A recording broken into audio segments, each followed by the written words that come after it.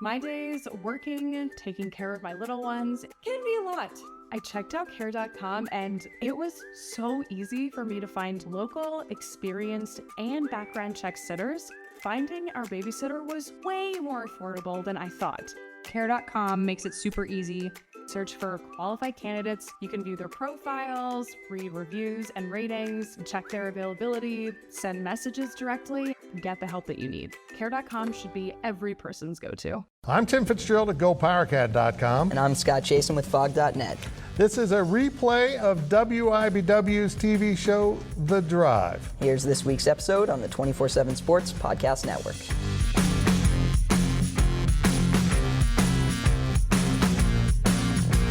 Good evening, Wildcat and Jayhawk fans, and welcome to The Drive, sponsored by Briggs Auto Group. I am Tim Fitzgerald of GoPowerCat.com, and the man to my right is Scott Chasen of Fog.net.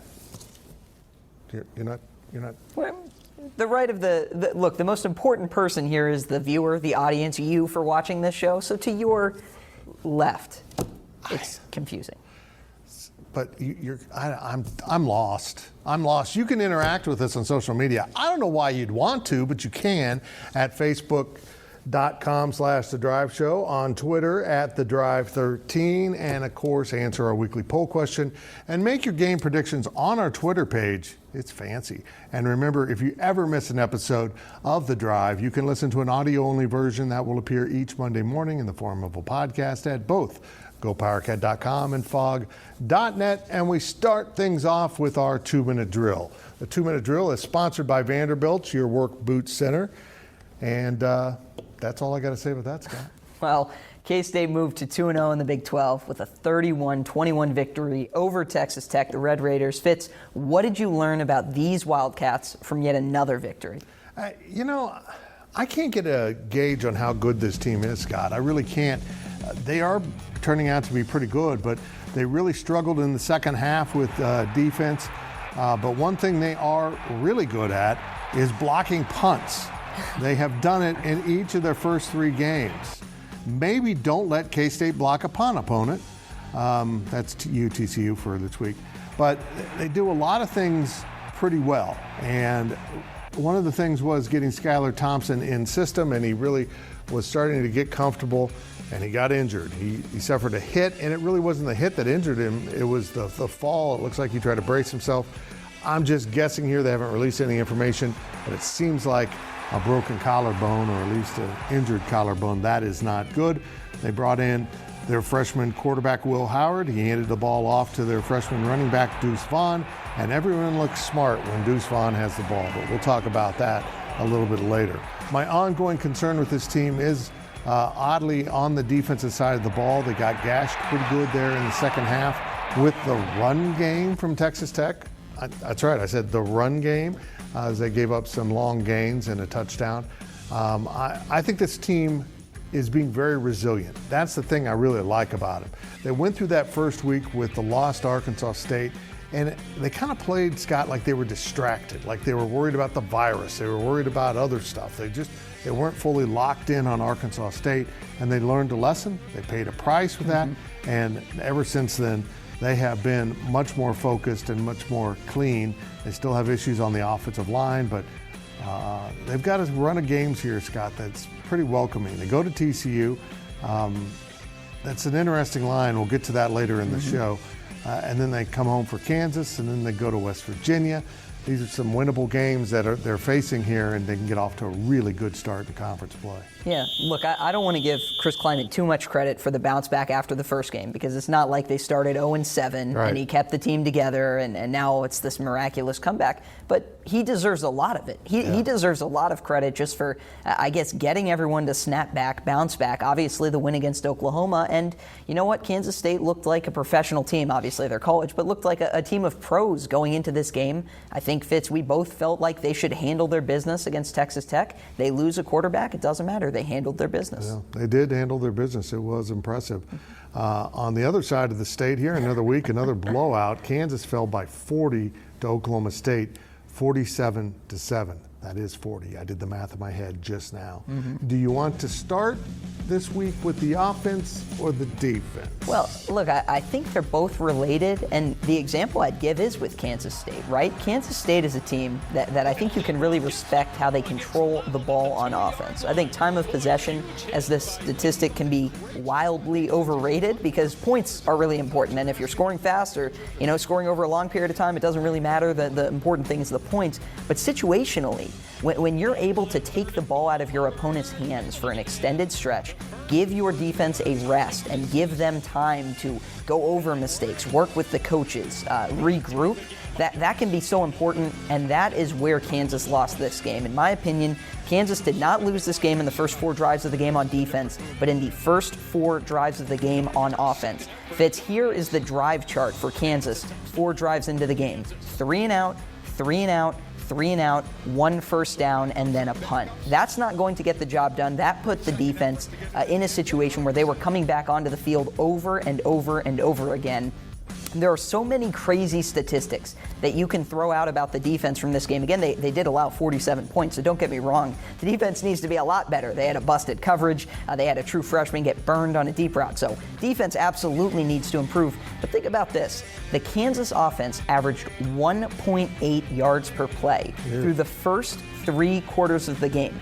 1.8 yards per play. That means you need 6 plays to get a first down on the same series. 6, so not even 5, not even that imaginary, first of all, not 4th down, not that imaginary 5th down. You need a 6th down just to move the chains. You think about time of possession. Kansas had more drives in the first half, go fewer than 2 minutes, then more than 2 minutes, and they didn't have a drive go longer than 2:50. So if you think about it, you're just constantly handing the ball back to the other team's offense over and over against Oklahoma State. The Kansas defense held them to a field goal on the first drive, forced a punt on the second drive. Oh, look at that. Oklahoma State took over at the 29-yard line of Kansas on the next series. To me, this is the offense. This is not the defense. The defense needs to be better. It was not good enough, but the offense repeatedly let it down. That's horrible. The 1.8 is, no. Well, let's move on. The Big 12 has been hard to get a handle on this year, and that extends to the quarterback play. So here's the question we haven't had to ask in a while. Who is the best quarterback in the conference? Right? Like this question year after year after year, it's just been like whoever Oklahoma has, or there's been a very clear defined number one. There are so many answers to this question, and I'm not sure which one is the right one because, Sam Ehlinger, Spencer Rattler, these are guys that should be the top 2. Brock Purdy's another one. I've seen Brock Purdy make probably a handful of great plays this year, and then I've seen Brock Purdy make a handful of plays that if a Kansas quarterback made them, you'd go, that's bad even for what Kansas has put out on the field. He is a complete enigma. I don't know what to do with him. Charlie Brewer at times has looked great. Charlie Brewer at times has struggled. Fitz, I don't have the answer to this question for the first time in a while. Now, if you were asking me, hey, pick one, you'll get the rest of their college career, yeah, I'd be tempted to go with the younger Spencer Rattler. He's got a lot of time to develop, and you know what, I actually thought he played pretty well, even though they obviously fell to Iowa State. If it were for, if it was a situation where you said you've got one game, go out there and get a winner, I honestly don't know who I would take. Who are you going with? I think the quarterback play is pretty miserable. I think you could make an argument that based on his last game and a half, Skylar Thompson was playing as well as anyone in this conference, and now he's out maybe for a prolonged period. The most talented quarterback's Rattler, but he's now lost 2 in a row, and that doesn't all lie at the feet of a quarterback, but it certainly says that he's not getting enough done. I mean, his final throw, the interception at Iowa State, was just really pushing it. It just wasn't good at all. I probably have to go with Sam Ehlinger. It's just where it's at right now, but they lost too. I don't know, Scott. And that's really the problem with the conference now is there's no one really that is rising above in terms of the other quarterbacks in this league. Yeah, coming into the season, I think Sam Ehlinger might have been my 3rd choice. Right now, he might be up there as my 1st. And yeah, like you said, I mean, Spencer Rattler, you can explain away a lot of the interceptions. Hey, even that late one, could it have been pass interference or holding or something? But there's a lot of those mistakes to explain away. He's very clearly a freshman that has the expectations of leading a top 5 team in the country. Right now, it's not working. Well, let's see how Will Howard does at TCU. Maybe we'll anoint him the chosen one. Now, a quick look at your poll question results. The poll questions are brought to you by Midland Exteriors. Love the home you live in. Call today for a free estimate. I'll come out and do it. It'll be fantastic. Well, I don't think anyone wants that. But last week's question was, after 1 week of conference play at the time, who is the best team in the Big 12? And the results were really split, but they kind of stood up this week. Oklahoma, 18%. The top option was other, 35%. Oklahoma State, 24%. Texas, 23%. So maybe some K-State love in there, maybe some Iowa State love in there. I really don't know. I don't know. I think that sums up the conference really well. Here is this week's question. The Kansas offense hasn't scored more than 14 points in 3 straight Big 12 games going back to last year. When will that streak end? A, at West Virginia on the 17th. B, at K-State on the 24th. C, versus Iowa State in Lawrence on the 31st. D, none of the above. None of the above. And E, it's going to go on forever. Forever. That wasn't one of the answers. Vote on our Twitter page at The Drive 13. A little Halloween game against Iowa State. Well, that will do it for this half of the 2-minute drill, but we will be right back with more on KU and K-State on The Drive.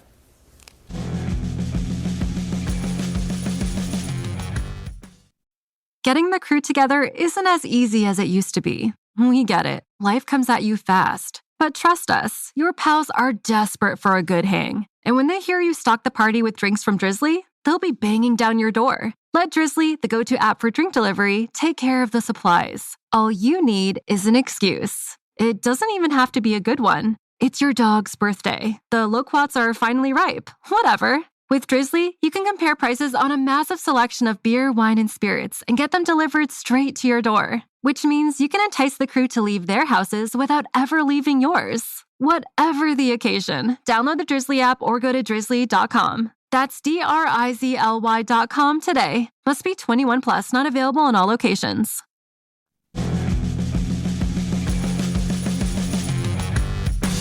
Welcome back to The Drive as we continue our weekly 2-minute drill. The 2-minute drill is sponsored by Vanderbilt, your work boot center. Well, it would appear that a full-on youth movement led by true freshman running back Deuce Vaughn is underway in Manhattan. Fitz, how promising is the future of Kansas State football right now? Well, Deuce Vaughn is very promising. I mean, the kid had 100 yards rushing, quite a bit of passing yardage. He's electric when he gets the ball in his hands. And you know, if you seal the edge for him and he gets around the corner, he just gets up the field so quickly. And he squirts through tackles. He's kind of slippery. It's just really impressive. He's 5'5", 170 pounds, and he is the most notable player on the football field. He's Muggsy Bogues in cleats. That's a dated reference, kids. It's okay. He's a lot of fun to watch. And now Will Howard, another true freshman, steps in at center. They played true freshman in the offensive line, the defensive backfield, and they also had a lot of redshirt freshmen. In fact, Scott, they had 4 players come to the post-game Zoom teleconference. Redshirt freshman, and Eli Sullivan, a 6-year senior linebacker who looked really old compared to his teammates. It is really amazing how many players that this new coaching staff has recruited and brought in a year and a half. You know, just kind of like 1.5 recruiting classes, because that first one wasn't even all theirs. And these guys are coming in and playing and having a major impact. Kansas State beat Tech, sealed the win when a true freshman quarterback read the defense and a true freshman running back in the slot beat a veteran linebacker and got down the middle of the field and then ran the length of the field for a touchdown. Those are true freshmen in a big game and a big moment coming through. And you know what, Scott? They don't count. This year doesn't count. You know what they're going to be next year? They're going to be true freshmen in terms of eligibility. It's incredible. This is a great opportunity for a program like K-State and KU to really maximize how much they're going to get out of these classes, because you get them for an extra year essentially. Everything happening this year is a bonus. It's added experience. Yeah. It's amazing. Real quick, the question I wanted to ask coming in today to you is just, if you had to pick one word to describe Chris Klieman, what his tenure has already meant, what it's already looked like, one word. Promising. When they get all their players in the program, I'm going to be really interested to see where this program can head. Someone said it feels like 1995 again for K-State football, and that was the kind of a breakthrough year for the program, and they really started to step it up after that. Scott, we'll have plenty of time to shift to hoops later, but the Kansas basketball program has been going through boot camp out in Lawrence. Boot camp? What's the latest on how things are going for the basketball team, and will they wear boots this season to play basketball? Different kind of camp. So every year, the Bill Self boot camp workouts are kind of these legendary stamina conditioning. It involves all this running back and forth, waking up at 6 a.m., 5 a.m., depending on when classes are. And you know, I was covering a Kansas football game in David Booth, Kansas Memorial Stadium yesterday, and lo and behold, who walks in? It's Bill Self. So, of course, we stopped, got a little bit of an update on how things are going. And, you know, I find it interesting that the basketball season last year didn't have a natural conclusion. So I almost feel like a lot of people are kind of going into this next season just figuring, oh, every team will pick up where they left off. You look at what, I guess you talk to people, you listen to what people have to say, you look on social media, and expectations, particularly in Kansas, are extremely high. You know, lest we forget that last year's basketball team was one of the most dominant defenses, according to the advanced metrics in KenPom, in the history of the sport of college basketball. So I expect the Jayhawks to take a step back, but two players that Bill Self actually said are standing out right now in these kind of early workouts and their early look at them. They're both sort of newcomers. One is Bryce Thompson. He is a newcomer. He is a 5-star freshman. He is a McDonald's All-American. I had the chance to see him, Fitz, before his junior year, and he looked really thin. He looked like a guy who was a good athlete, maybe not a Big 12 athlete. He looked like a guy who was a tweener, maybe not a point guard. And this was a guy who just developed over the last 2 years of his career. He became a McDonald's All-American, became a knockdown shooter. Now I think Kansas is really excited to have him. The other one is Jalen Wilson. He's not technically a newcomer, although I think he'd technically qualify for, in terms of awards. He's a redshirt freshman. He played in 1 game plus 1 minute last year before, I think it was an ankle injury that ended his season. Currently, he's lost about 15 pounds. He was always a natural scorer, kind of awkward in terms of position fit because he's a little bit too big in terms of maybe weight to play in the wing. That's not to say he's out of shape, but he's always been a thicker guy. You might want to stick him at kind of a small ball 4 spot. Now it seems like he's lost about 15 pounds and he could really make a jump forward. That's very good. I'd like to lose 15 pounds. I'd play the wing. And now we step out of bounds. And Out of Bounds is brought to you by Copeland Insurance Agency, part of your community for more than 60 years. Well, the Kansas City Chiefs were supposed to play the New England Patriots today, and I was fired up. However, that game has been postponed due to a positive COVID-19 test. I can go on forever about this. But here's the question. If the Chiefs can get through that game with a victory, do they have a real chance at going 16-0? That would mean they won all their games. Yeah, look, it's funny because you're already starting to hear kind of people talk about, you know, they beat the Ravens, right? That was supposed to be the really hard game. It's important to remember 2 things. One, it's really hard to win all your games, even if you are favored in every single one of them, especially late in the year when you get in situations where players start to rest. Now, Andy Reid is the coach of the Chiefs. There's not a coach in the NFL that I think can do more with less at this point than probably Andy Reid. He can take a backup quarterback and make him look really good and almost beat the Green Bay Packers like you saw last year. A couple games to circle on the calendar. Tampa Bay, that defense looks interesting. Their offense will be coming together. New Orleans, even the Chargers late in the season. We'll have to see what their quarterback situation looks like. And you got Buffalo creeping up. Buffalo's been really good this year, Fitz. Yep. It's going to be interesting. I don't know. Hopefully they'll get this game in on Tuesday, but Cam Newton gets COVID, everything stops. And that's basically what happened. Ironically, the guy playing Cam Newton's role on the scout team also got COVID. That is not a joke. He actually did for the Chiefs. So it's just it's a mess. And if they're going to cancel games every time one guy gets sick, we're not going to get through this football season. You've got to kind of persist, but now they need to make sure that a bunch of guys don't have it. Yeah, have to make sure everyone is obviously safe there. And now let's hear from the fans. Our fan question this week. Fitz, I think this is directed at you. Did Kansas State break Oklahoma from Douglas in Topeka? A follow-up, can you put them back together? Do you have like glue or a glue stick maybe or something? They're broken. They are, I don't know. If Texas beats them, can you imagine Oklahoma being 0-3? They scheduled that game with Missouri State. They felt really good about beating a really dreadful Missouri State team, and Spencer Rattler was starting to dust off the shelf for a Heisman already. And K-State did some things to him, particularly in the fourth quarter, that really did kind of dent his image, and now Iowa State extended it by beating the Sooners. I don't know. It's a weird year, and if OU's 0-3, I don't think anyone's going to feel too sorry. Yeah, Oklahoma, Kansas tied. I guess not in total wins, but at the very least in Big 12 play. That counts for something. It does. Well, remember to ask us your questions on our Facebook page and on Twitter at The Drive 13. And when we return, we will look at our predictions here on The Drive.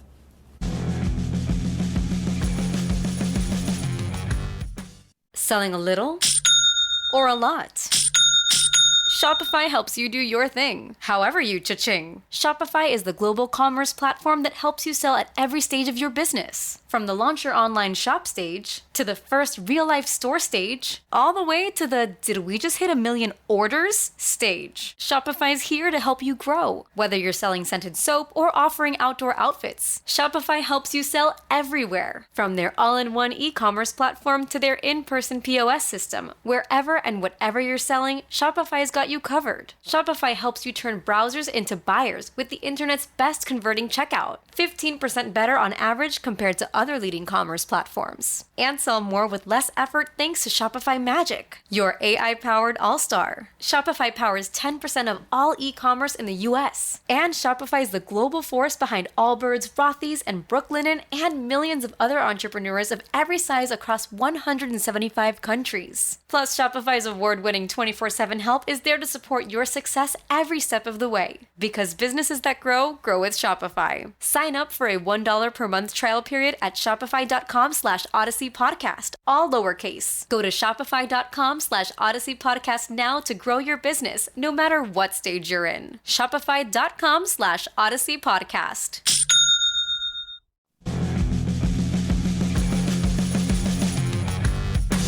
Welcome back as we head down the home stretch of this week's show. And now it's time to take a look at our predictions. And predictions are brought to you by Patriots Guns in Manhattan. We are worth the trip, guaranteed. And remember to make your weekly predictions on our Twitter page at The Drive 13. Let's look at last week's results. We were all smart. We all went, not brilliant. Brilliant's 3-0. We all went 2-1. And Scott continues to lead with a massive one-game lead. It's going to be hard to catch him. Here's this week's picks. We start with Kansas State, which came out as a 9.5-point underdog at TCU. Will the Frogs win by 10 or more? I say no. And I think this is all about the freshman quarterback, Scott. I think I'll take TCU. Won't feel great about it, but I'll take TCU. Next is Texas Tech plus 13.5 at Iowa State. Fitz, I'm rolling with the Cyclones. 2 in a row, big score, win by 14. I'm going to go with the Red Raiders to cover that. Not win, cover. Our last game of the week is Oklahoma and Texas. We left this as a pick 'em. I think Oklahoma's actually a couple points favorites, but it doesn't matter. We're picking Oklahoma. Yeah, we're going Oklahoma. Yeah, we're going Oklahoma. Sorry, Spencer Rattler, we believe in you. Again, make your predictions on our Twitter page at The Drive 13. And now it's time for our On the Clock segment. On the Clock is sponsored by Carpet One. Buy local for a strong local community. And we start with Mr. Scott Chasen of Fog.net. You know, I don't know what you found yourself doing at 2 a.m. this morning, but what I was doing was rewatching the whole first half of the Kansas game because I was pondering a question. How can a Kansas offense that at times looked so good last year, not good for Kansas, good for anywhere in the nation, 48 points multiple times, 37 points, how could it look so bad to start this year? And at least the results I came up with going over every play one at a time, looking at the line, looking at the quarterbacks, looking at the receivers, is it's so often a small mistake in execution. A pass is thrown too far backward. A running back misses a hole. A lineman blocks someone initially and then lets him go. But when you have a little mistake on every single play, those start to add up to the extent that they are not little mistakes anymore. They become big mistakes. They become massive mistakes. You talk about going 3 and out 3 times to start the game. That puts you behind the 8 ball. The Kansas offense has problems. They need to get them fixed over this bye week. Well, there was a lot of controversy in the K-State game about the targeting rule. And I came to the conclusion that the announcers didn't understand the targeting rule. K-State had a couple called on the field and then were later waved off by replay officials, and they actually got it right. It's not targeting if the runner is going down and you hit him awkwardly, or you just hit someone hard. That's called football.